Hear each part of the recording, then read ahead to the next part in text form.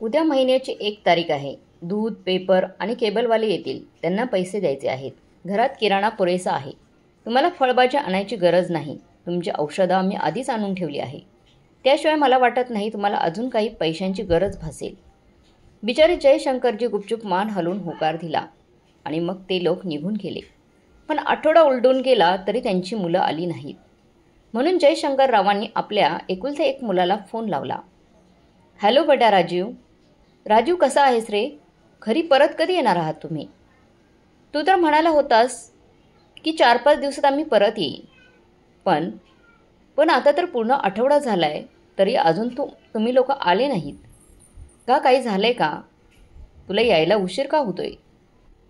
तिकडून राजीव म्हणाला, बाबा आजकाल माणूस बाहेर कुठे फिरायला गेला की 2-4 दिवस मागे पुढे होतातच.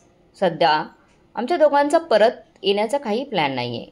हे बोलत असतानाही तो म्हणाला की रविवारी संध्याकाळ आहे आणि त्या दिवशी तिची लहान बहीण म्हणजेच माझ्या मेवणीची एंगेजमेंट आहे. आता तिची एंगेजमेंट आहे म्हटल्यावर आता आम्ही त्यानंतरच एंगेजमेंट झाल्यानंतरच आम्ही घरी येणार आहोत. आम्हाला किमान आठवडा तरी लागेल. हे ऐकून जयशंकरजी म्हणाले, बेटा इतके दिवस मी येथे कसं राहणार? घरात जो काही किराणा होता तोही संपला आहे. आज मी सकाळपासून काही खाल्लेलं नाही आणि काही आणायला जवळ पैसेही नाहीत. भूक सहन होत नाही. आता भुकेने जीव जायचाच बाकी राहिला आहे. बोलत बोलत जयशंकरजी रडू लागले. तेव्हा त्यांचा मुलगा राजीव म्हणाला, तुमची पण कमाल आहे बाबा. तुमच्या सुनेने तुमच्यासाठी इतका किराणा भरून ठेवला होता आणि तुम्ही तो इतक्या लवकर संपवलात. तेव्हा जयशंकरजी हैराण झाले. म्हटले, नाही बेटा, काही 4-5 दिवसांचा किराणा उरला होता.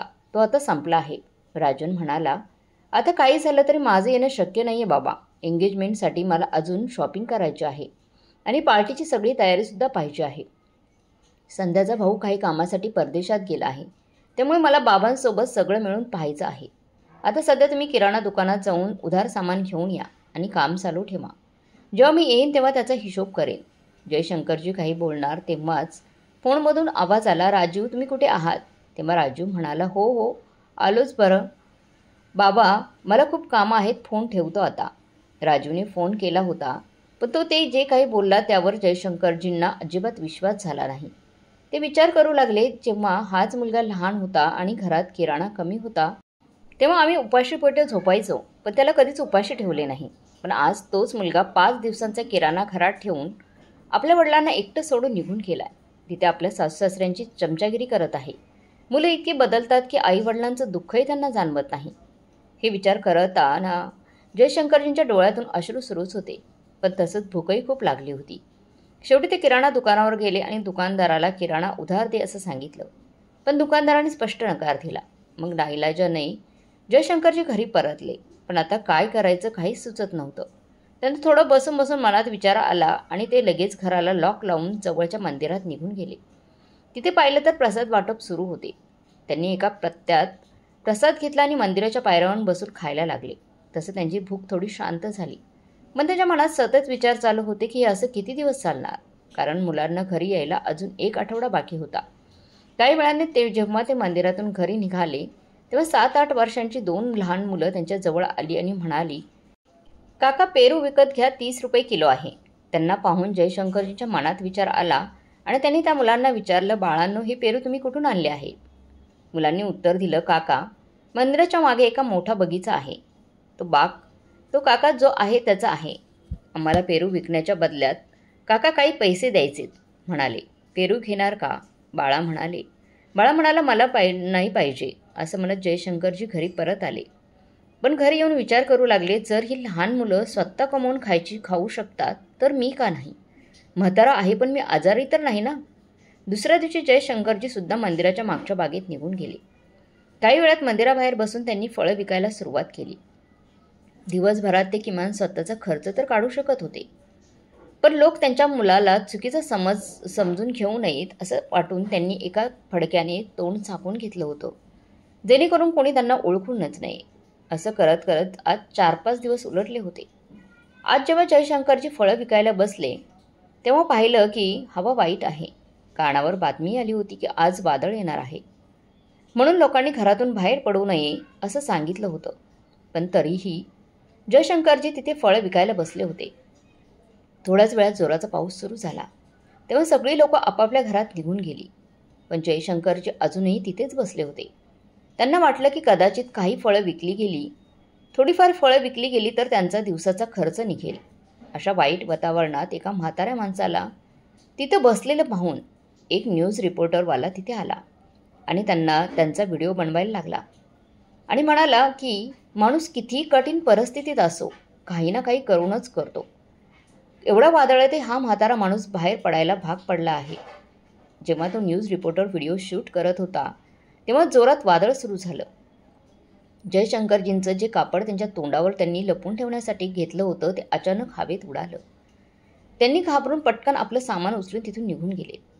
काही वेळाने वादळ शांत झालं, पण जयशंकरजींच्या अश्रूंचं वादळ अजूनही थांबलेलं नव्हतं. म्हातारपणात बायको गेल्यावर त्यांचे असेही हाल होतील हे त्यांनी आशा केली नव्हती. जयशंकरजी आणि कमलाजी यांना 2 मुलं होती. एक मुलगा राजीव आणि एक मुलगी सारिका. राजीव लहान असल्यामुळे तो आईवडिलांचा जास्त लाडका होता. त्यांच्याकडून त्याच्याकडे खूप अपेक्षा होत्या. राजीव अभ्यासात फार हुशार होता, त्यामुळे पुढील शिक्षणासाठी जयशंकरजींनी त्याला दिल्लीच्या एका कॉलेजमध्ये प्रवेश करून दिला. मुलगी सारिकासाठी चांगली जागा शोधून त्यांचं लग्न लावून दिलं. कॉलेजमध्ये असताना राजीव आणि संध्या यांची भेट झाली. राजीव दिसायला सुंदर होता, म्हणून संध्याला तो पहिल्याच दृष्टीतच आवडला आणि हळूहळू दोघांमध्ये चांगलीच मैत्री झाली. कॉलेज संपल्यानंतर राजीवला एक छान नोकरी लागली, पण त्याची आई कमलाजी खूप आजारी पडू लागल्या. त्यामुळे जयशंकरजींनी राजीवसाठी मुली बघायला सुरुवात केली. मुलींची घरं बघायला सुरुवात केली, जेणेकरून घरात सून घरी आल्यावर घर ती सांभाळू शकेल. तेव्हा राजीवने त्यांना सांगितलं की तो संध्यावर प्रेम करतोय. हे ऐकून जयशंकरजींना देखील खूप आनंद झाला. पण नंतर कळालं की संध्याचे वडील खूप श्रीमंत आहेत आणि जयशंकरजी आणि त्यांची पत्नी कमलाजी यांना श्रीमंत घराच्या मुलीला आपल्या घरातील सून बनवायचीच नव्हती. त्यांना अशी मुलगी हवी होती जी त्यांच्या घराची देखभाल करेल, घर सांभाळेल. पण संध्या आणि राजीवने एकमेकांना जीवनसाथी बनवायचं ठरवलंच होतं आणि संध्याचे वडील आपल्या मुलीचा प्रत्येक हट्ट पूर्ण करत होते. त्यामुळे राजीवच्या या प्रकारच्या हट्टापुढे त्याच्या आईवडिलांची इच्छा नसतानाही त्या दोघांच्या लग्नाला त्यांना होकार द्यावा लागला. लग्नानंतर 1 महिना राजीव आणि संध्या महिनाभर बाहेर फिरायला गेले आणि शॉपिंगमध्ये व्यस्त राहिले होते. त्यानंतरही संध्या बराच वेळा तिच्या मैत्रिणींसोबत बाहेर फिरायला जायची किंवा तिच्या मैत्रिणींना आपल्या घरी बोलावून सगळ्या मैत्रिणींना घरी बसवायची आणि त्यांच्याबरोबर पत्ते खेळायची, ड्रिंक करायची आणि नाचायचं, टाईमपास करायचा. पण कमलाजी ज्यांना धार्मिक मनापासून श्रद्धा होती त्यांना हे सगळं आवडायचंच नाही. म्हणून एके दिवशी त्या आपल्या सुनेला म्हणाल्या, सुनबाई, हे सगळं आपल्या घराच्या सुनेला शोभत नाही अगं. हे ऐकताच संध्याने घरात महाभारत सुरू केली आणि तिच्या नवऱ्याला ठरवून सांगितलं की तिच्या आयुष्यात कुणाची ढवळाढवळ नकोय. मला सासू-सासऱ्यांची घरात ढवळाढवळ त्यांनी करायला नकोय. राजीवने आपल्या आईवडिलांना समजावलं की तिला कोणत्याही गोष्टीत थांबवायचं नाही, तिला जे काही करायचं ते करू द्यायचं. सुनीचे असं रंग पाहून कमलाजी आणि शंकरजी देखील थक्क झाले. हळूहळू कमलाजींची तब्येत आणखी खराब होऊ लागली आणि मग एक दिवस आला त्या त्यांच्या पती जयशंकरजी यांना या जगात एकटे सोडून निघून गेल्या. जयशंकरांची मुलगी सारिका कधीकधी आपल्या वडिलांना भेटायला येत असायची, जेणेकरून त्यांना एकटं वाटू नये. पण संध्या, आपली नणंद सतत घरी येणं तिला आवडतच नव्हतं. त्यानंतर बराच काळ गेला. जवळजवळ 2 वर्षांनी संध्या आणि राजीव यांचा मुलगा जगात आला. जेव्हा तो मुलगा 5 वर्षांचा झाला तेव्हा त्यांनी घरात एक मोठी पार्टी आयोजित केली होती. पार्टीच्या वेळी संध्या घरी आली होती. तेव्हा माहेरी लोक तिच्या घरी पोहोचले होते माहेरचे. राजीवची बहीण सारिका देखील मोठ्या उत्साहाने त्या पार्टीत सहभागी झाली होती.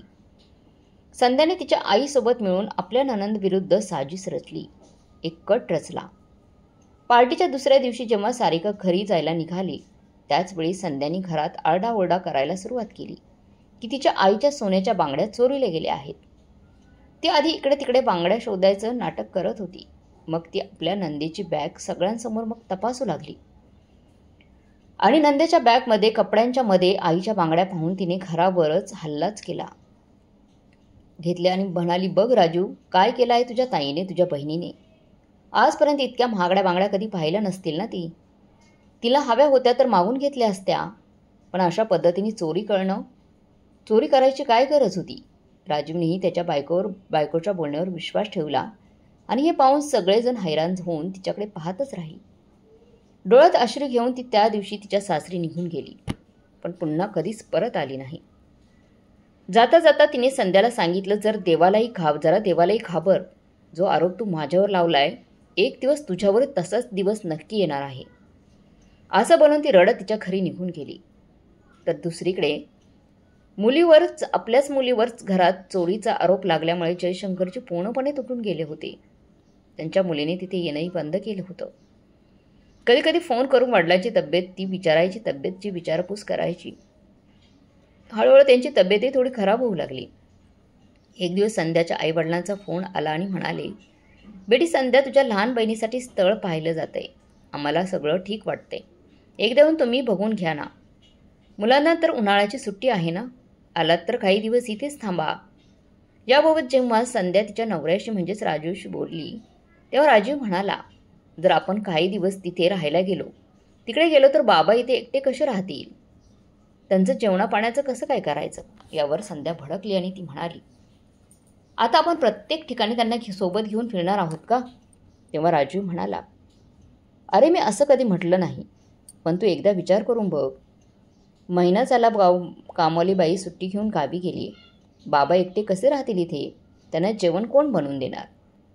तेव्हा संध्या म्हणाली, अच्छा, तर आता आपल्या वडिलांच्या प्रती प्रेम जागृत झालंय का? माझी तर अजिबातच चिंता नाही ना. आणि असे त्यांना पोळ्या बनवता येतात. राजीव म्हणाला, अरे संध्या, त्यांची तब्येतही बरी नाही आहे. काय झालं त्यांच्या तब्येतीला? चांगले भले तर दिसत आहेत ना. सकाळी संध्याकाळी बाहेर फिरायला जाऊ शकतात ना. इकडे तिकडे फिरतात, तर तिथे उभं राहून स्वतःसाठी 2 पोळ्या का नाही बनवू शकत ते? मी त्यांच्यासाठी घरात किराणा सामान भरून ठेवून जाईन. फक्त बनवायचं आणि खायचं आहे. तेव्हा राजीव म्हणाला, बरं ठीक आहे.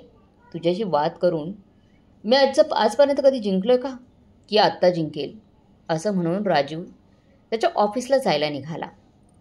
तेव्हा संध्या म्हणाली, राजीव, माझ्या माहेरी घेऊन जाताना काहीतरी गिफ्ट घेऊन येते. माझे आईवडील आम्हाला नेहमी काही ना काही गिफ्ट घेऊन देऊनच जातात. त्यामुळे येताना जे काही आणशील ते चांगलं आण. राजीवने होकारार्थी मान हलवली आणि ऑफिसला जायला निघाला. संध्याकाळी जयशंकरजींचा एक मित्र त्यांना भेटायला आला. तसंच त्यांचा नातू जवळ येऊन म्हणाला, आजोबा, आम्ही आजीच्या घरी जाणार आहोत. खूप मज्जा करणार आहोत. पण तुम्हाला घेऊन जाणार नाही, तुम्ही इथेच राहा. असं म्हणत त्यांचा नातू हसला. हे ऐकून जयशंकरजी थोडे हैराण झाले. तेव्हा त्यांचा मित्र म्हणाला, काय रे शंकर, कुठे हरवलास? जयशंकरजी खोटं हसत म्हणाले, अरे काही नाही, तो असंच मस्ती करत आहे. मुलगा आणि सुनबाई बाहेर जात असतील तर मला नक्की सांगतील ना. आणि असंही जर त्यांना जायचं असेल तर ते तिथे जावं. तिथे किती दिवस एकटेला जगलो, पण पुढेही जगणारच आहे ना.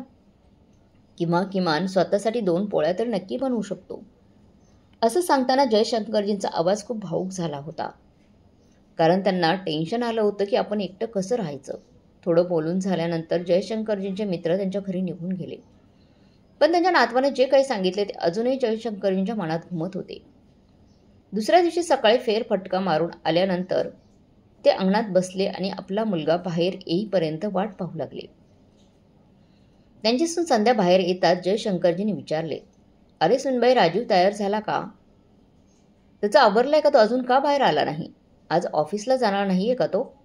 की संध्या भुवया उंचावत म्हणाली, का? आता काय काम आलं जे त्यांच्याबद्दल विचारताय तुम्ही? नक्की काही ना काही हवं असेल तुम्हाला, त्यामुळे त्यांची वाट पाहत आहात. कधीतरी सुखाने राहू देत जा त्यांना. बिचारे जयशंकरजी काहीच बोलले नाहीत.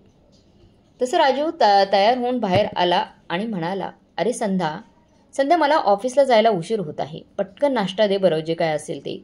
हो आणते. असं म्हणत संध्या किचनमध्ये निघून गेली. तेव्हा जयशंकरजी राजीवला म्हणाले, बेटा, माझी पेन्शन आली आहे का रे? मला काही पैसे हवे आहेत. माझेच पेन्शनचे पैसे मागायला मला तुमच्यासमोर यावं लागेल का? हात पसरवणं चांगलं नाही वाटत. तेव्हा राजीव म्हणाला, राजीव बाबांना म्हणाला, बाबा, आम्ही तुमची काही कमतरता ठेवली नाही. जी पूर्ण करायची होती ती पूर्ण केली आहे. तुमची प्रत्येक गरज आम्ही पूर्ण करतो आणि मी तुमचं पेन्शन आणि माझा पगार संध्याच्या हातात देतो. कारण तीच घर सांभाळते, घरात काही नाही ते सगळं काही आणते. पण तरी जर तुम्हाला काही पैसे हवे असतील तर तुम्ही तिला विचारू शकता, तुमच्या सुनबाईकडून घेऊ शकता. हे ऐकून जयशंकरजी म्हणाले, बरं, मला एक सांग, तुम्ही लोक कुठे बाहेर जाणार आहात का? तितक्यात संध्या बाहेर आली आणि म्हणाली, अजून आपलं काही ठरलं नाही. तितक्यात बाबांनी जासूसी सुरू देखील केली बघा. तरी मी तुम्हाला सांगत होती की बाबा कान लावून आपली सगळं बोलणं ऐकत असतात. या घरात आपली काही प्रायव्हसी आहे की नाही? तेव्हा राजू म्हणाला, बाबा तुम्हाला हे शोभत नाही या वयात. मुलगा आणि सून यांचं बोलणं चोरून ऐकणं चुकीचं आहे. मला तुमच्याकडून ही अपेक्षा नव्हती. तेव्हा जयशंकरजी म्हणाले, पण बाळा, मी तुझं कोणतंही बोलणं ऐकलंच नाही. तुला आपल्या वडिलांवर एवढा विश्वास नाही का? मला ही गोष्ट गोदवणे सांगितली आहे, म्हणून मी काही पैसे स्वतःसाठी खर्च करायला मागत होतो. तेव्हा राजू म्हणाला, अच्छा, लहान आहे म्हणूनच असं सांगितलं असेल. आणि हो, आम्ही 5 दिवसांसाठी 4-5 दिवसांसाठी काही कामानिमित्त संध्याच्या माहेरी जायचं ठरवलंय. तिच्या आईवडिलांनी बोलवलंय. तेव्हा जयशंकरजी म्हणाले, पण बेटा 4-5 दिवस मी एकटं कसं राहणार? तेव्हा संध्या रागात म्हणाली, आम्ही कुठं जायचं की तुमची नाटकं सुरू होतात? तुमची काय इच्छा आहे? आम्ही आयुष्यभर तुमची सेवा करतच राहायचं का? माझ्या आईवडिलांची काही इज्जत आहे की नाही? आम्ही कुठे जाऊ की नको? आम्हाला स्वतःची काही लाईफ आहे की नाही? आम्ही परवा जाणार आहोत आणि हे फिक्स आहे. एवढं म्हणून संध्या आत निघून गेली आणि राजू ऑफिसला निघून गेला. नाश्ता झाल्यानंतर संध्या नेहमीप्रमाणे जयशंकरजी झाडू काढून झाडू पोचा करून त्यांनी घेतला. भाजी कापायला दिली ती, मग तिच्या शॉपिंगसाठी बाजारात निघून गेली. ज्या दिवशी ते लोक जाणार होते तेव्हा संध्याने त्यांना 2,000 रुपये दिले. हे पाहून त्यांना खूप आनंद झाला, कारण सुनबाईने 2,000 रुपये दिले होते. तेवढं तर तितक्याच संध्या म्हणाली, उद्या महिन्याची 1 तारीख आहे बाबा. दूधवाला, पेपरवाला, केबलवाले येतील, त्यांना पैसे द्यायचे आहेत. घरात किराणा पुरेसा आहे. तुम्हाला फळभाजी आणायची गरज नाही आहे. तुमची औषधं आम्ही आधीच आणून ठेवली आहेत. त्याशिवाय मला नाही वाटत की तुम्हाला अजून काही पैशांची गरज लागू शकते. बिचारे जयशंकरची गुपचूप मान हलवून होकार दिला आणि मग ती लोक तिथून निघून गेले. पण आठवडा उलटून गेला तरी त्यांची मुलं काही घरी आली नाहीत. म्हणून मजबुरीत पोट भरण्यासाठी त्यांना फळं विकायला लागत होती. ते सगळे विचार करत असतानाच अचानक त्यांच्या मुलीचा फोन आला. बाबा कसे आहात? तुमची तब्येत कशी आहे? मुलीच्या आपुलकीने विचारपूस ऐकून त्यांचं मन भरून आलं. मी ठीक आहे बेटी. तुझा भाऊ आणि त्याची बायको मुलाला घेऊन काही दिवसांसाठी त्यांच्या सासरी गेले आहेत आणि मी एकटाच इथे आहे. हे ऐकून सारिका म्हणाली, काही दिवसांसाठी म्हणजे? याचा अर्थ तुम्ही घरी एकटेच राहताय बाबा? मग जेवण कोण बनवतो आणि बाकी सगळी घरातली कामं कोण करतं? अरे बेटी, तुला माझी काळजी करायची गरज नाही आहे. तुझी आई आहे ना, गेल्यानंतर जेवण बनवणं, भांडी घासणं, कपडे धुणं, घर साफ करणं हे सगळं शिकलोय मी तुझ्या आईकडून. मग स्वतःसाठी 2 पोळ्या बनवायला काय हरकत आहे? हे मी करतोय. हे ऐकताच सारिकाच्या डोळ्यातून अश्रू ओघळू लागले. ज्या वडिलांनी 1 ग्लास पाण्यासाठी कधी किचनमध्ये जावं लागत नव्हतं, ते आज आई नसताना घरातील सगळी कामं करत होती. पण त्यानंतर सारिका काहीच बोलू शकली नाही आणि फोन कट केला तिने. तिला फार वाईट वाटलं की तिचे वडील एकटेच असे राहतात. दुसऱ्या दिवशी सकाळी जयशंकरजी स्वतःसाठी नाश्ता बनवत होते. त्याचवेळी दरवाजा ठोठावला. त्यांनी दार उघडलं तर समोर सारिका दिसली. पाहून ते खूप आश्चर्यचकित झाले. इतक्या दिवसानंतर आपल्या मुलीला, सारिकाला समोर पाहून त्यांचे डोळे पाणावले. तितक्यात सारिकाच्या मुलांनी आजोबा आजोबा म्हणत त्यांच्या पायाजवळ रेंगाळायला सुरुवात केली. जयशंकरजींनी त्यांना प्रेमाने मिठी मारली आणि प्रेमाचा वर्षाव त्यांच्यावर सुरू केला. कारण बऱ्याच दिवसांनी ते आपल्या नातवंडांना, आपल्या मुलीच्या मुलांना समोरासमोर पाहत होते. नाहीतर आत्तापर्यंत ते फक्त व्हिडिओ कॉलवरच बोलायचे. मग सारिका म्हणाली, मी काय करू बाबा? ज्या घरात माझा आदर नाही, मी तिथे कशी येऊ शकते? वहिनींनी माझ्यावर जे काही केलं ते आजपर्यंत मी विसरू शकलेले नाही. खोटा चोरीचा आरोप माझ्यावर केला होता. त्यामुळे बाबा, इच्छा असूनही मी माहेर येऊ शकले नाही. पण तुम्हाला एकटे कसे सोडणार? इथे एकटे पाहून मला टेन्शन आलं होतं. तेव्हा त्यांचा जावई देखील म्हणाला, बाबा, आम्ही इतके परके झालो का? तुम्हाला आम्हाला काही सांगायची गरजच वाटली नाही. मुलगी आणि जावई यांच्यातील आत्मीयतेची भावना पाहून जयशंकरजी खूप भावूक झाले आणि ते म्हणाले, बेटा तू चांगलं केलंस इथे निघून आलीस. अरे मुली मिळेस तर घराला घर पण असतं. पण तुझ्या वहिनीला हे सगळं समजत नाही, काय करायचं. हे बोलत असताना सारिकाची मुले म्हणाली, आई खूप भूक लागली आहे, मामाला खायला दे, आम्हाला काहीतरी खायला दे. जयशंकरजी म्हणाले, मी लगेचच काहीतरी घेऊन येतो खायला. असं म्हणत ते स्वयंपाकघरात गेले आणि इकडे तिकडे काहीतरी शोधू लागले. पण स्वयंपाकघरात सगळा किराणा संपला होता, पण त्यांना तिथे काहीच दिसलं नाही. कारण संध्याकाळी आधीच बिस्किटे, पेढे आणि इतर नाश्ता कपाटात लॉक करून ठेवले गेले होते संध्याने. त्याचवेळी सारिका किचनमध्ये आली आणि म्हणाली, तुम्ही काळजी करू नका बाबा, मला सांगा, मी मदत करते. तिथेच त्यांनी म्हटलं, तुला काय सांगू बेटी, माझ्या पेन्शनचे पैसे मला भिकाऱ्यासारखे मागावे लागत आहेत सुनीकडे आणि मुलाकडे. काही कळत नाहीये, मुलांना काय खायला देऊ मी. बोलता बोलता ते रडू लागले. तेव्हा सारिका म्हणाली, बस एवढंच ना, 1 मिनिटात मी तुमचा प्रॉब्लेम सोडवते बघा. सारिकाने मोबाईल काढला आणि थोड्याच वेळात फळं आणि स्नॅक्स घेऊन आली ती. आधी सगळे एकत्र बसून मुलांना फळं खायला दिली तिने.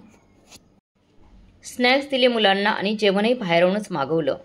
आपली मुलं जवळ पाहून त्यांचा त्रास काहीसा विसरला होता. संध्याकाळी जेव्हा जयशंकरजी त्यांचे एक मित्र घरी आले तेव्हा सारिकाला पाहून त्यांनाही खूप आनंद झाला. घर एकदम भरल्यासारखं वाटत होतं. सारिकाने पटकन त्यांच्यासाठी चहा बनवला. त्यांचा मित्र जयशंकरजी म्हणाला, तुझी सून घरात असताना सुद्धा मला आजपर्यंत या घरात एक ग्लास पाणीसुद्धा विचारलं नव्हतं कुणी. आणि आज तुमची मुलगी आली आणि तिने मला एक चहा कप बनवून दिला आहे. हे ऐकून सारिका आश्चर्याने त्यांच्याकडे पाहू लागली. तेव्हा ते सांगतात, कै मग सांगते का तुला, तू तुझ्या वडिलांसोबत का घेऊन जात नाहीस तू इथून. इथे राहून त्यांची परिस्थिती फारच वाईट होत आहे. तू एकतर त्यांची काळजी घे, नाहीतर त्यांना त्यांचा हक्क तरी मिळवून दे. सगळे पैसे तुझा भाऊ आणि वहिनी त्यांच्याकडून घेतात आणि तुझा भाऊ फक्त तुझ्या वहिनींचंच ऐकतो. यापेक्षा तर माझी परिस्थिती खूप चांगली आहे.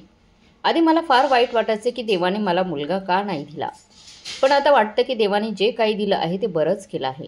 एक मुलगी आहे जी सासरी तिची जबाबदारी चांगल्या प्रकारे पार पाडती आहे, शिवाय माझी पूर्ण काळजी घेते. एकटा असतो पण मस्त जगतो आणि घरातलं काम काय करायचं सांगायचं. पैसे हातात असतील तर माणूस नोकरांकडून सगळं काम करून घेतो. हे ऐकून सारिका विचारात पडली. तिथं आजोबांच्या घरी राजीवचा मुलगा गोलू मोबाईल पाहत होता. अचानक जोरात ओरडला, हे तर माझे आजोबा आहेत.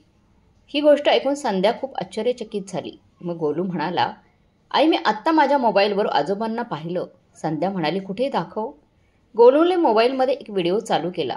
तोच व्हिडिओ होता जो वादळ सुरू असताना त्या लोकल न्यूजवर आला होता. रिपोर्टरने एक व्हिडिओ काढला होता ज्यात जयशंकरजी फळं विकत असताना दिसत होते. त्या व्हिडिओवर एक कॅप्शन होतं, शेवटी मजबुरी माणसाला काय काय करायला भाग पाडते, पोटाची भूक वय बघत नाही. तो व्हिडिओ पाहून संध्याला खूप धक्का बसला. मग तिने तो व्हिडिओ तिच्या नवऱ्याला म्हणजेच राजीवला दाखवला आणि म्हणाली, हे बघा तुमचा बाप आपल्या पाठीमागे जगभर आपली बदनामी करत फिरतोय. अशी काय कमी ठेवली होती आपण त्यांना. राजीवलाही त्यांच्या डोळ्यावर विश्वास बसत नव्हता. तो म्हणाला, हे माझे वडील असूच शकत नाही. ठीक आहे, मी आत्ताच तुझ्या वडिलांना फोन करून विचारते. असं म्हणत संध्या जयशंकरजींना त्याने फोन केला.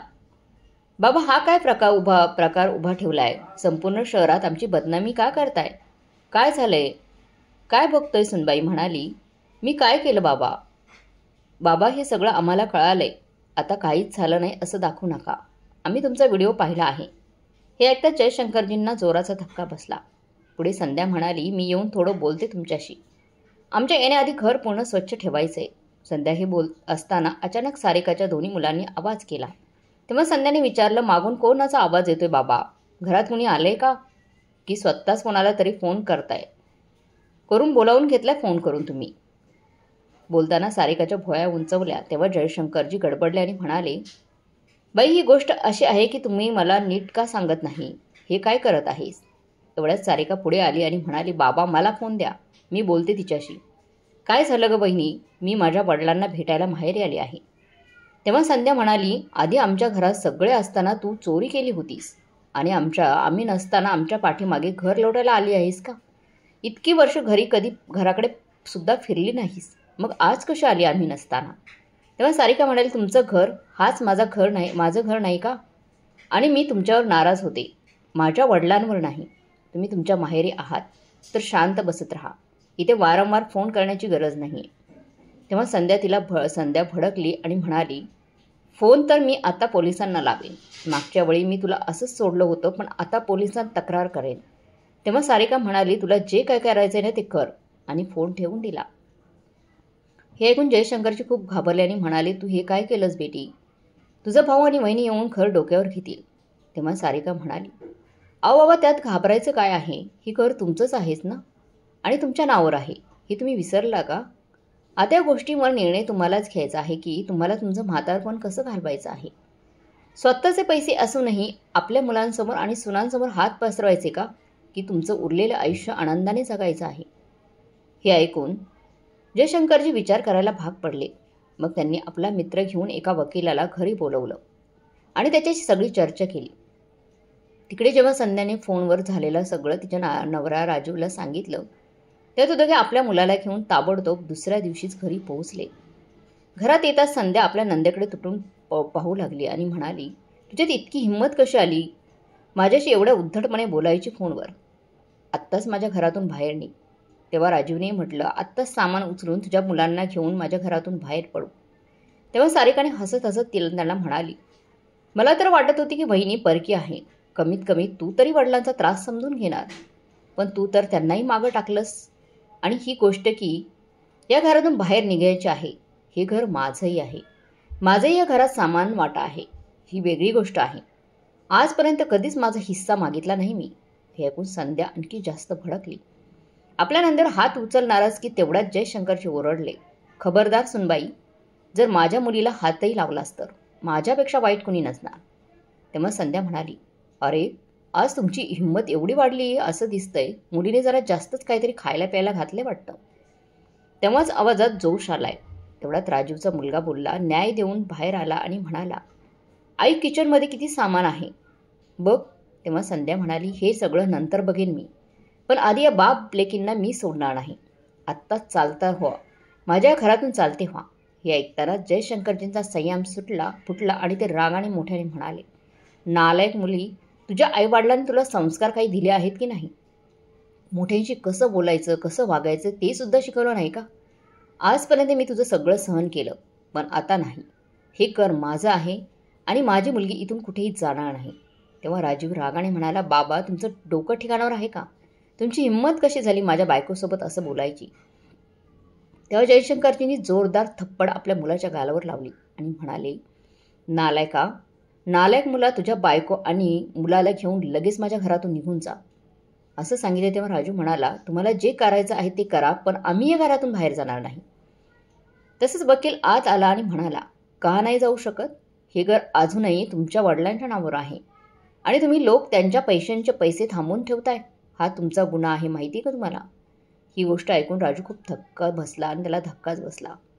मग वकील साहेबांनी कोर्टाचे कागद त्याच्या हातात दिले आणि म्हणाले, एका आठवड्याच्या आत तुम्हाला हे घर रिकामं करायचं आहे आणि आजपर्यंत तुमच्या वडिलांच्या पेन्शनचे जे पैसे तुम्ही वापरले आहेत ना ते पैसे, पण आता मला तुमचं तोंडही पाहायचं नाही आहे. आत्ताच निघून जा माझ्या घरातून, असं म्हणत ते त्यांच्या खोलीत निघून गेले. 3 दिवसानंतर राजू आणि त्याची बायको मुलाला घेऊन ते घर सोडून निघाले. आता जयशंकरजी त्या घरात एकटे राहत होते, पण त्यांची मुलगी सारिका तिच्या वडिलांची आतून खूप काळजी करत होती. त्यामुळे तिने तिच्या वडिलांना तिच्याबरोबर राहायला सांगितलं, पण जयशंकरजीने नकार दिला आणि म्हणाले, बेटा, या घरात तुझ्या आईच्या आठवणी आहेत आणि मुलीच्या घरी राहणं आई वडिलांना शोभत नाही. तेव्हा सारिकाने गोष्टींसाठी उपाय शोधला. अर्धी खोली भाड्याने दिली आणि वडिलांच्या देखभालीसाठी एक नोकरही ठेवला सारिकाने, जो दिवसभर त्यांचं काम करायचा आणि रात्री त्यांची काळजीही घ्यायचा. आता जयशंकरजीची मुलगी सारिका दररोज वडिलांना फोन करायची, त्यांची हालचाल विचारपूस करायची तब्येतीची, आणि आठवड्यातून एकदा मुलांना घेऊन त्यांना भेटायला जायची. जयशंकरजी आता आपल्या मनाप्रमाणे आयुष्य जगू लागले होते. मित्रांसोबत सकाळ संध्याकाळ कधी गार्डनमध्ये, कधी मंदिरात जाऊ लागले होते, कधी कधी बाहेर फिरायला निघून जायचे. त्यांची वेळ चांगली जात होती. मुलाचे नातं तोडून आता ती स्वतःलाही समजावून सांगत होते की आता तिच्या आयुष्यात मुलांसाठी जागा नाही, त्यांच्या आयुष्यात मुलांसाठी जागा नाही. दुसरीकडे वडिलांसोबत वाईट वागणूक केल्यानंतर तिचा मुलगा शांतीने कसा राहू शकत होता? घरातून बाहेर पडल्यावर राजू आणि संध्या एका भाड्याच्या खोलीत राहू लागले. पण राजीवकडे वडिलांची पेन्शन नव्हती आणि घराचं भाडंही वाढलं होतं. कमीत कमी खर्च जास्त अशी अवस्था दोघांची झाली होती. तसेच दोघेही जीवन जगत होते. आता दोघांमध्ये लढाई झगडा देखील होऊ लागला होता. एक दिवशी नवऱ्याशी भांडून संध्या तिचा मुलगा घेऊन तिच्या माहेरी निघून गेली.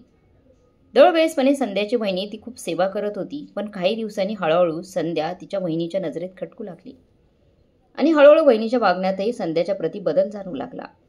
आता तिची बहिणी तिला सोडून देण्याचे मार्ग शोधू लागली. या सगळ्या दरम्यान आई वडील तीर्थयात्रेला गेले होते तेव्हा तिने एक योजना आखली. संध्याची बहिणी संध्या वाट पाहत होती. संध्याकाळची वाट पाहत होती. शेवटी संध्यासोबत तेच घडलं जे तिने तिच्या नंदेसोबत केलं होतं. एक दिवस तिची बहिणी इकडे तिकडे पाहत म्हणाली, माझी सोन्याची चैन कुठे मिळत नाहीये. खूप महागडी सोन्याची चैन होती माझी. त्या लोकांनी सगळीकडे शोधलं पण कुठेच सापडली नाही. मग संध्याच्या बहिणीने सगळ्यांसमोर संध्याचं कपाट उघडलं आणि तिचे कपडे काढून शोधायला लागली. हे पाहून संध्या रागात म्हणाली, हे काय करत आहेस वहिनी? तुला माझ्यावर विश्वास नाही का? तेवढ्यातच अचानक कपड्यांमधून तिच्या बहिणीची चैन बाहेर पडली. हे पाहून संध्या आश्चर्यचकित झाली. तिने तिच्या भावाकडे आशेने पाहिलं. तेवढ्यात तिचा भाऊ म्हणाला, संध्या, जर तुला काही पाहिजे होतं असतं, सोन्याची चेन पाहिजे होती तर माझ्याकडून विचारलं असतं, माझ्याकडून घेतली असती. पण असा चोरीचा नीच प्रकार का करायचा? हे ऐकताच संध्याला काय बोलावं काय कळत नव्हतं. आज तिला तोच दिवस आठवला जेव्हा काही वर्षापूर्वी तिने तिच्या नंदेकडे चोरीचा आरोप केला होता आणि तिची नंदन सगळ्यांसमोर गुन्हेगार ठरली होती, जशी आज संध्या ठरली होती. आज संध्याला तिच्या सगळ्या गुन्ह्यांची शिक्षा झाली. तिचं घरचं कुटुंब फक्त तिच्या चुकांमुळे उजाडलं होतं. आज ना तिच्याकडे माहेर होतं ना सासर. माहेरच्या दारात उभी राहून संध्या फक्त पश्चाताप करण्याशिवाय काहीच करू शकत नव्हती. तर मग मित्रमैत्रिणींनो, जयशंकरजींनी घेतलेला आपल्या मुलाच्या आणि सुनेच्या बाबतीतला निर्णय आणि कर्माचं फळ जसं संध्याला कसं मिळालं त्याबाबत तुमचं काय मत आहे? जसं आपण कर्म करतो तसंच आपल्याला फळ भोगावं लागतं. खरं आहे ना मित्रांनो? तुम्हाला काय वाटतंय? कमेंट करून नक्की सांगा. आणि आजची कथा चांगली वाटली असेल तर लाईक, शेअर, सबस्क्राईब नक्की करा. धन्यवाद.